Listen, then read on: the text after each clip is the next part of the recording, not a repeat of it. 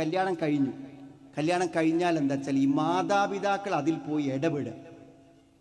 ധാരാളം ത്വലാഖുകളുടെ കാരണം മാതാപിതാക്കൾ ഇടപെടുക. സുഹൃത്തുക്കൾ, നിങ്ങളെ വഴിക്ക് പോകാൻ പാടില്ല. കല്യാണം കഴിഞ്ഞാൽ എന്താ, അത് അവരുടെ സ്വകാര്യ ജീവിതമാണ്. അത് നിങ്ങളുടെ ഇടപെടാനേ പാടില്ല. അവളുടെ കാര്യത്തിലേക്ക് ഒന്നും നിങ്ങളെടുത്ത് വരാനേ പാടില്ല.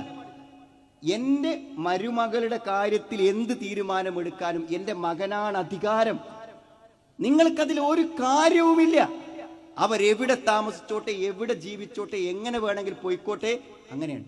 ചില പെൺകുട്ടികൾ വന്നിട്ട് പറയും, ഒന്ന് പുറത്തു പോകണമെങ്കിൽ ഉമ്മ സമ്മതിക്കണം, വാപ്പ സമ്മതിക്കണം. പിന്നെ എന്തിനാ പെണ്ണെട്ടിച്ച സുഹൃത്തുക്കളെ? ദയവ് ചെയ്ത് നിങ്ങൾ പെൺകുട്ടികളെ കഷ്ടപ്പെടുത്തരുത്. പിന്നെ ഒരു പെൺകുട്ടിനെ കല്യാണം കഴിച്ച് കഴിഞ്ഞു, എന്നിട്ട് പിന്നെ എങ്ങനെ അവൾ വന്ന് പറയും, ചെറിയ പ്രശ്നങ്ങളൊക്കെ ഉണ്ടാവും. ആ സങ്കടങ്ങളും പ്രശ്നങ്ങളും കേൾക്കുമ്പോൾ നമ്മൾ പോയി ഇടപെടുക. നമ്മൾ അങ്ങോട്ട് ഫോൺ വിളിക്കാം, എന്താണ് അവളിവിടെ കരഞ്ഞിരിക്കുകയാണ്, എന്താ പ്രശ്നം, അത് ചോദ്യം ചെയ്യുക. കഴിഞ്ഞില്ലേ സുഹൃത്തുക്കളെ? അവിടെ തീർന്നു. മാതാപിതാക്കളുടെ ഇടപെടലുകളെ കൊണ്ട് മാത്രം വിവാഹബന്ധങ്ങൾ വഴിയാധാരമായ എത്രയോ സന്ദർഭങ്ങളുണ്ട്.